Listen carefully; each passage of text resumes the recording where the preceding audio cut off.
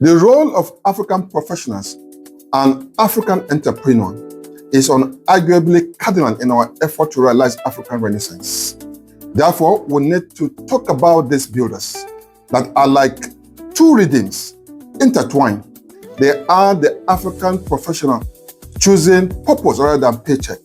They are the African entrepreneur building wealth to lift communities.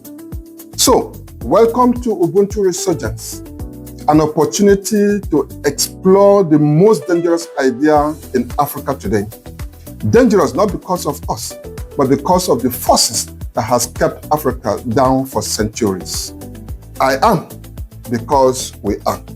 This may usually sound naive in our current get yours at all costs mentality world. But what if this ancient idea holds the key to African Renaissance?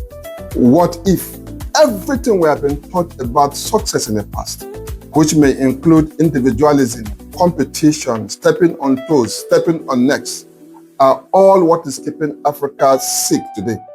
For more insights, let us take a look at the work of some good African professionals.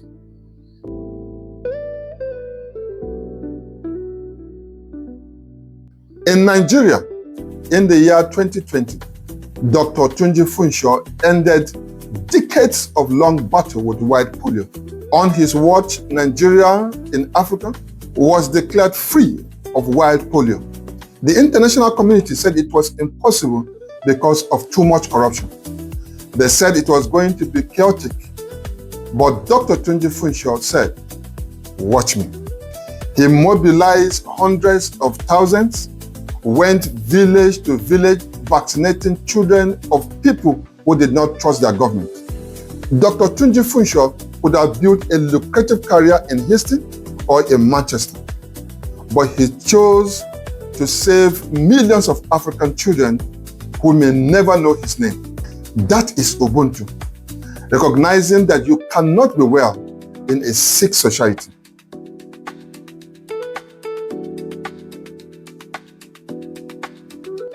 South Africa in the year 2016, Thuli Madonsela, a public protector, released a devastating report about Jacob Zuma's use of state funds.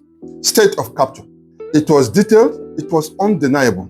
She knew the backlash, the threats, and character assassination will come. But she published anyway.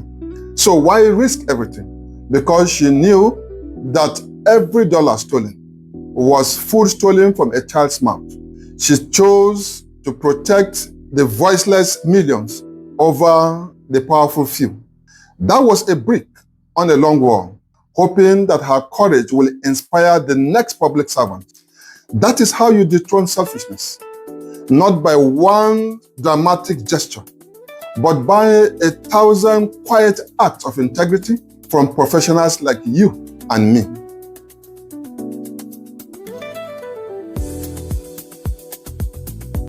In Tanzania, another woman took upon herself to teach mathematics differently.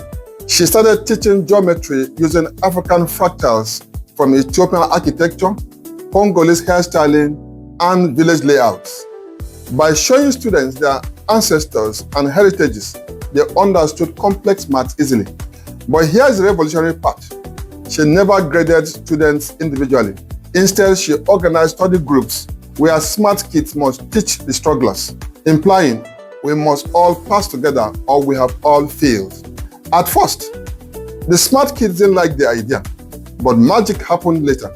The algebra struggler became brilliant at explaining it, and the quiet girl in class found her voice. By the end of the term, the entire class excelled. They learned that intelligence was not for competition, but a valuable resource to be shared.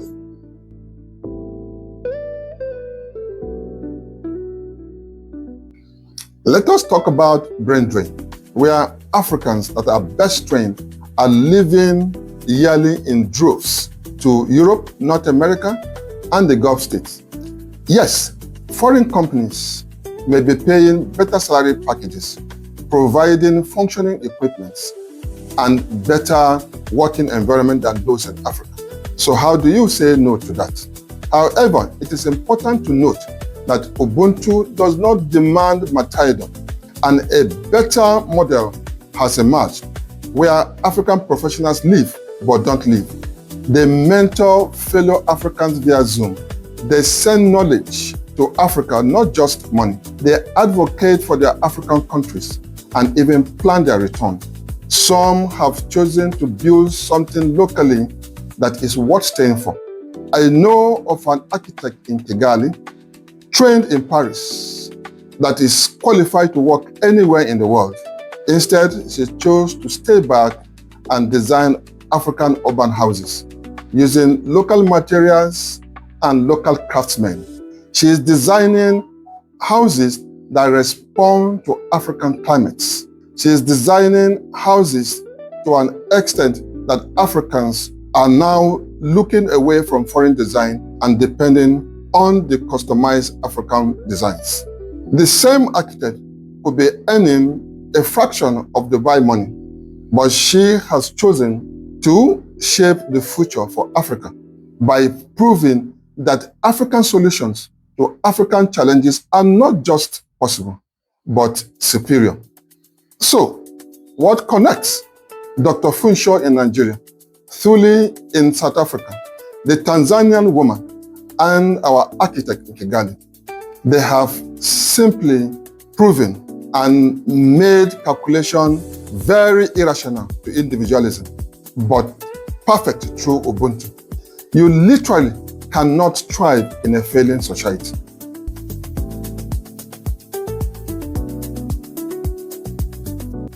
Next, let's talk about the role of African entrepreneurs. It may interest you to know that Africa does not lack entrepreneurs. What we have may range from the roadside vegetable seller to the technology brother dreaming of breakthrough after years of apprenticeship. So the question is not whether Africa can build businesses. The question is, what kind of business and who benefits? For instance, in Ethiopia, when Bethlehem Alemo saw people throwing away car tires, she saw shoes. And in 2005, she founded a company that's making footwear from recycled materials and traditional weaving. Yes, it may sound artisanal and does not scale, right?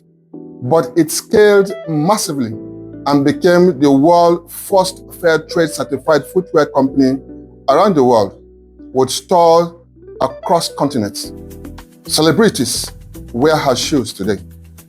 Note that after scaling, the company did not move production from Africa to some cheap labor company around the world.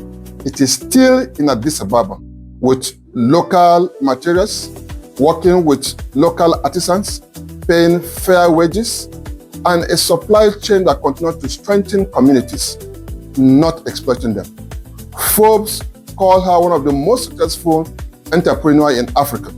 Yes, she may not be perfect, but what is important to us is that she lifted from bottom up, and that is Ubuntu capitalism, and it works.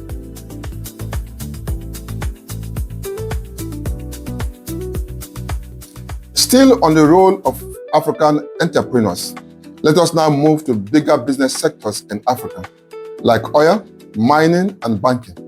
Aliko Dangote is Africa's richest, and it is in the public domain that he is worth over $26 billion and that he built production across African countries.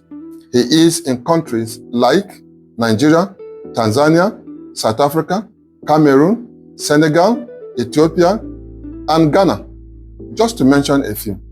His companies are collectively employing hundreds of thousands directly and millions indirectly, all in Africa, implying that wealth is circulating within African economy, not extracting.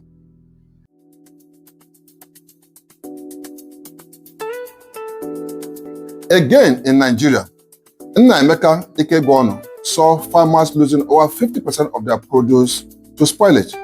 No refrigeration, food rot while people starve. He created a solar-powered storage that small farmers could afford based on pay-as-you-store. Tomatoes and other vegetables now last for weeks instead of days. His company is profitable, solving real problem at a small cost to serve those that need it. He is providing food security while building a business. Nobody loses, everybody wins.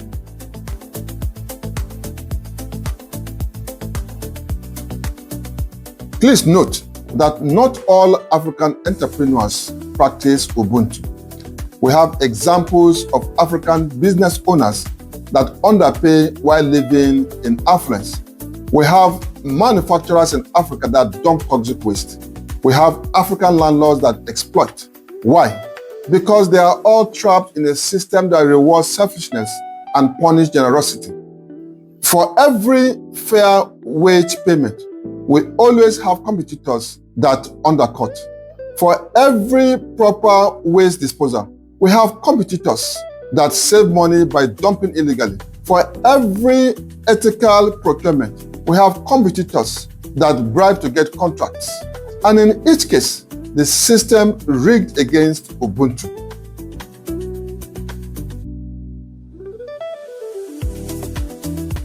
This is necessitating the need to build Ubuntu into all models from day one. And to do that, we need African leaders to practice Ubuntu at policy level.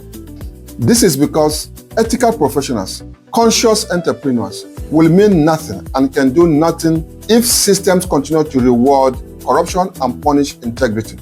That brings us to the hardest conversation, but a very familiar one. It is about the most powerful actors in Africa. It is about those that can either enable African Renaissance or strangle it.